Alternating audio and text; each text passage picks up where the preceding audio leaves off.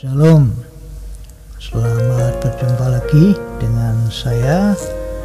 Dan kali ini saya akan menjawab pertanyaan dari seseorang yang saya kasih nama samaran R ya.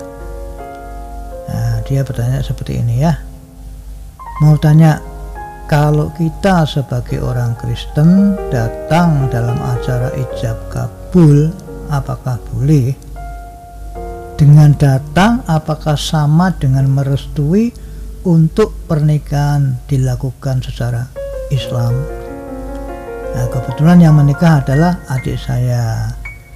Saat ini adik saya dan keluarga dalam pergumulan doa saya untuk terima anugerah keselamatan.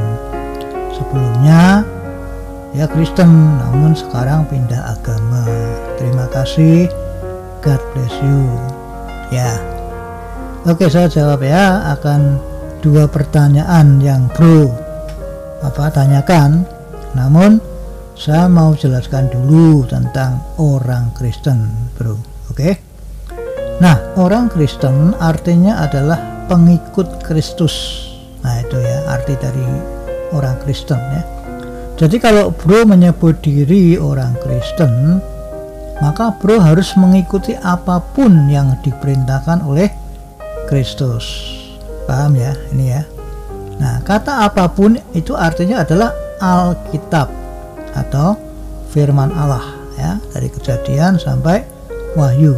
Nah, itu maksud kata apapun ya. Paham ini paham ya bro ya. Lalu R ini berkata, ya paham Pak. Ya, nah kalau sudah paham maka saya akan lanjutkan ya. Karena Alkitab itu ada banyak yang harus kita taati ya.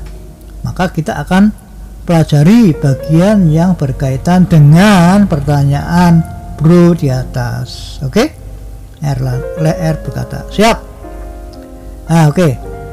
Nah, bro harus tahu dulu bahwa sebagai orang percaya atau pengikut Kristus itu, bro berada di tengah-tengah dunia yang gelap. Nah, ini harus tahu dulu ya, yakni adanya banyak perbuatan jahat dan ajaran jahat lewat agama, juga aliran yang salah yang tidak sesuai dengan Alkitab. Nah, itu ya. Nah, Tuhan Yesus berkata kepada kita bahwa kita itu adalah garam dan terang dunia ini. Nah, ini ayatnya bro ya. Saya bacakan di Matius 5 ayat 13 sampai 16. Demikian firman Allah. Kamu adalah garam dunia. Jika garam itu menjadi tawar, dengan apakah ia diasinkan? Tidak ada lagi gunanya selain dibuang dan diinjak orang. Kamu adalah terang dunia. Kota yang terletak di atas gunung tidak mungkin tersembunyi. Lagi pula, orang tidak menyalakan pelita lalu meletakkannya di bawah gantang, melainkan di atas kaki dian sehingga menerangi semua orang di dalam rumah itu.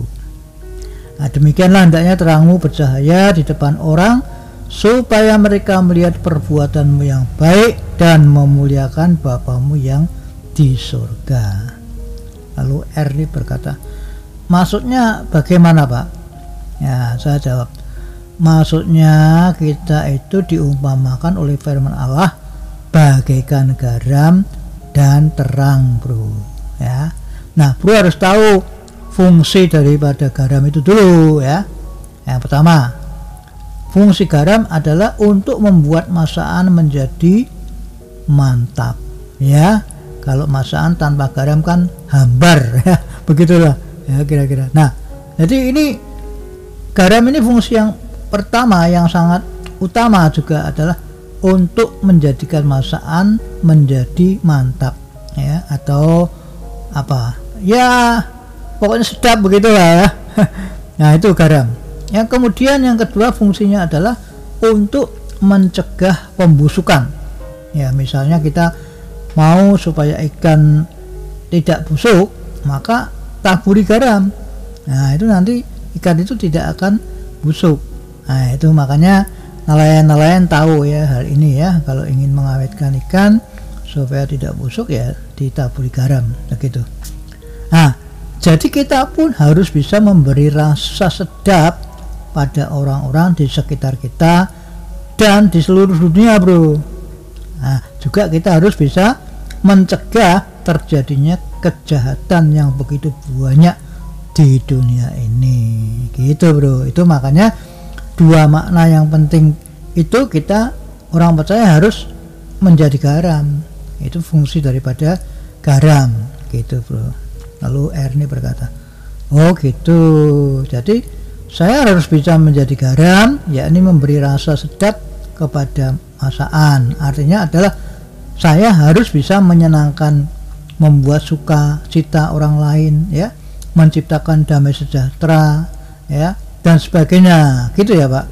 Saya jawab, betul, bro, ya. Jadi intinya bro bisa membuat orang lain itu diberkati melalui apa?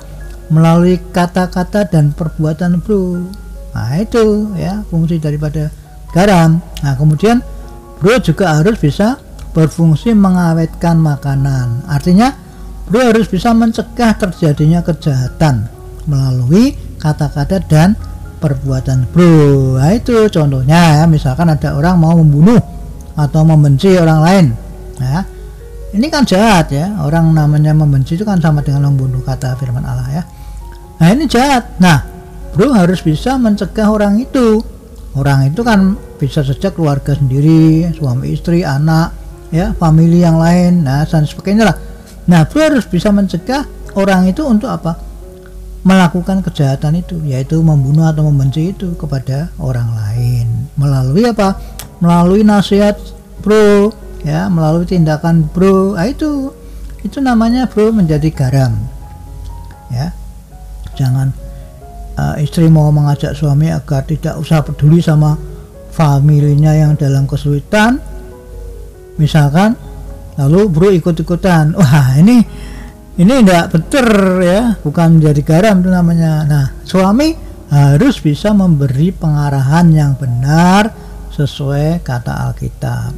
Ya, jangan seperti tadi diajak istrinya, oh jangan urusan sama itu ya, saya benci, misalkan istrinya bilang gitu, lalu suaminya oh iya ya usah. Nah, itu namanya jadi Adam anak Adam tuh ya kan. Dulu kan Adam kan juga ikut-ikutan Hawa tuh, berbuat dosa tuh. Hawa berbuat dosa lalu mengajak Adam suruh makan juga buah yang dilarang itu. Adam juga mau. Nah, ini namanya setali tiga uang atau apa?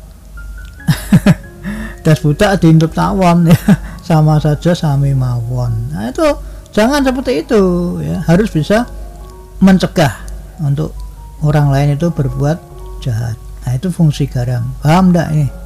Lalu Ernie berkata, oh gitu ya, paham Pak. Terus apa hubungannya dengan pertanyaan saya di atas, Pak? Nah, saya jawab, tunggu dulu bro ya, saya selesaikan penjelasan saya tentang menjadi garam dan terang dunia dulu. Setelah itu baru saya jawab pertanyaan bro, oke? Lalu Ernie berkata, oh ya udah lanjut Pak.